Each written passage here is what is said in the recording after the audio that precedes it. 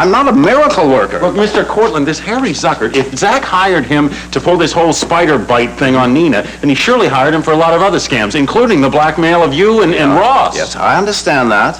Then why are you being so stubborn when I ask you to help me? I want to track the man down if I can, but I don't have anything to go... All right, I tell you what I'll do. What? I'll have Sloan question the staff. Great, yeah. Great. And then Myra and I will go through all the bits of paper and all the receipts. Maybe we can get a lead on where the man is, who he is, something, Good. anything. I want to help. Listen, I think you better go and be with Nina. She needs your help more than I do right now. Yeah. Look. I'm sorry I lost my temper, okay? Oh, all our nerves are really on edge. Yeah, this has got to work. This is our only hope. This is the last hope we had. No, there's never a last hope. Not as long as there's any life in my body. I'm sorry now that I didn't. Will you stop drooling? Tell me quick, is he available? I don't know. Olga, I don't know. We never talk about things that personal. Jeremy, hello. Oh, you're just in time. We're just about to order coffee and dessert. Coffee sounds good. Very good. Hi. Hi. Jeremy, this is my dear friend, Olga Svensson, whom I told you about. Olga, this is Jeremy Hunter. It's a pleasure to meet you, Miss Svensson. Oh, Olga, please. Everybody calls me Olga. Okay, and I'm Jeremy. Jeremy. Olga is so clever. She's so brilliant that I really felt we could use her input once Maxine arrives. Oh, then I guess I'm early. No, Maxine is late. That sketch you did of Maxine for her story, it was wonderful. Thank you. Tell me, where did you study to bring out all that marvelous talent? Well, actually, I've been studying in quite a few places. Thank you for the compliment. Well, of course, the talent had to be there from the beginning. Tell me, your accent is so charming. Where are you from? Excuse me? I asked you where you were from. What part of the world? Canada? France? You have an old world sophistication about you. Thank you. Which doesn't answer my question. Actually, I've been traveling around so much that I feel the whole world is my home. Oh, of course. And were you being an artist all that time? Olga, you are being so rude. Oh, no. I'm sorry. I'm so sorry. It's just I'm naturally interested in so intriguing a personality. You're very flattering. And you're very nosy. Oh, I'm not. Oh, just one more question. Just one, I promise. Are you married? Olga, huh? Well, darling, it's very hard to believe that this attractive man hasn't been nabbed by somebody by this time. Actually, Olga, I'm not very good at talking about myself. I get bored listening. Do you? I find nothing boring about you. If you'll excuse me, I have a phone call to make. Yes, of course, Jeremy. Yes. Olga, you frightened him away. No, darling. I didn't frighten him. He's secretive. Well, my goodness. Just because he didn't want to play 20 questions? No, because he fielded my questions so adroitly. Oh, which only makes him more intriguing, of course. Come on, oh, so sorry. Darlings, look. Command performance, cocktail party given by my publishers. You're Jeremy. right. And you must be Maxine. Maxine. You know Olga, of course. Yes, of course. And you are not supposed to eat that, you know. Maxine, you tend to your body, I'll tend to mine. Maxine, you've seen Jeremy's sketches. Oh, it's heaven.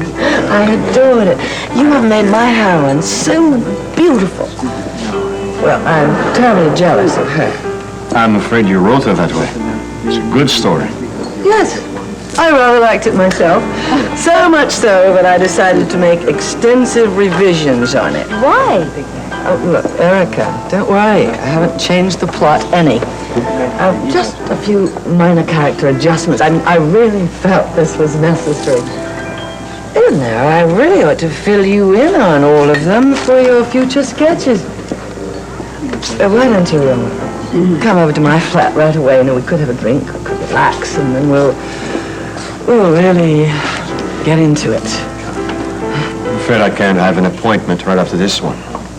But actually, if you could give me the revisions, and could take them home and study them on my own, that would be okay with me. I thought you had an appointment.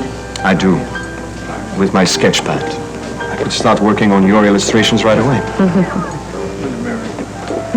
Since we are on deadline, Maxine. Really, I haven't got a choice, have I?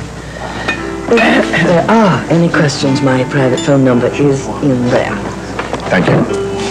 Erica, if you don't mind, I'd like to leave now and start my work. Of course, Jeremy, of course. Thank you so much for joining us. Thank you. Olga, it was a pleasure. All mine, Jeremy. I'll get in touch, Maxine. Well, I hope so. Good night, ladies. Good night. Well, what's with him? Married or gay? Oh, Gay? Darling, that's all I've met lately. Men who are already taken, I don't know, one way or the other. Well, I can assure you that Jeremy is not gay. Oh, you can. Oh, don't be ridiculous. I just think that it's tacky of you to make assumptions about people you hardly know. Well, I hate to think it's my fault. Well, darling, you can't win them all. I do all right. Yes, I've heard. But I can understand your attraction to Jeremy. I mean, he's a very unusual man. He's very talented. Very sexy. And very mysterious. I'll tell you something, Maxine. I can always tell who is what. And that delectable young man is straight as an arrow. Just as sharp, too. I'd certainly like to know what his story is.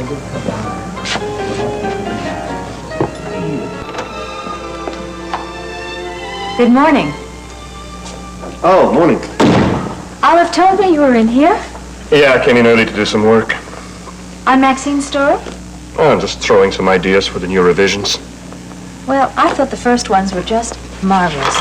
Well, she feels the changes are needed.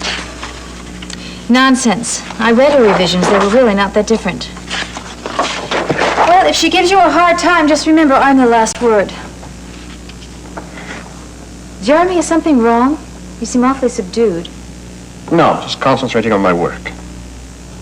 I thought maybe it was something I did or said last night at Kirby's. You left so abruptly. I didn't mean to be rude. Oh, no, you weren't rude. As a matter of fact, you were very, very gracious under the circumstances. I know that was a very uncomfortable situation for Forget it. Jeremy, if I have done or said anything to offend you, I would like to be left alone. I'm a very private person. I intend to keep it that way.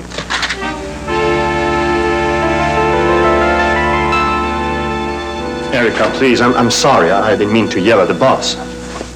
It's so that I'm not used to be given the third degree by everyone. I'm not everyone. And I'm not giving you the third degree. I don't mean you. I'm talking about your friend Olga hassling me with all those personal questions. Where I'm from, what's my background, if I'm married, but it's none of her business. I agree. I tried to stop her. Well, I know you did. Then your friend Maxine, doing her come-on bid. Well, it's very flattering, but I'm not into mixing business and pleasure. And I'm not interested in Maxine. Poor Jeremy having to fight off all the women. I know it sounds very chauvinistic, and I don't mean to. But I don't like people prying into my private life. Well, I'm not going to pry into your private life, so you're safe. Although you must admit your reticence does make you all the more intriguing, and that makes Olga all the more inquisitive. Yes, I noticed. Oh, Jeremy, if I had been a private person, I never would have survived fame. Being a celebrity means your life is an open book. Remind me never to be famous. Well, with all your talent, you know you're going to find that hard to do.